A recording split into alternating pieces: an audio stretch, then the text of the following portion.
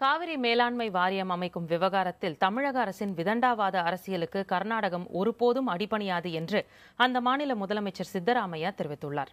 இதுகுறித்து மைசூரில் செய்தியாளர்களிடம் பேசிய அவர், அரசியல் லாபத்திற்காக தமிழக முதலமைச்சர் ஜெயலலிதா காவிரி பிரச்சினையை அடிக்கடி எழுப்பி வருகிறார் என்று குற்றம் சாட்டினார்.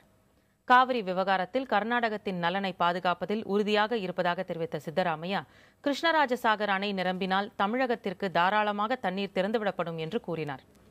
கர்நாடக மாநிலம் தும்கூரில் பேசிய மத்திய ரயில்வே அமைச்சர் சதானந்த கவுடா, காவிரி மேலாண்மை வாரியம் அமைப்பது அவசியமற்றது என்றும், எந்த காரணத்தை கொண்டும் காவிரி மேலாண்மை வாரியத்தை அமைக்க கர்நாடக எம்பிக்கள் மற்றும் மத்திய அமைச்சர்கள் அனுமதிக்க மாட்டார்கள் என்று தெரிவித்தார்.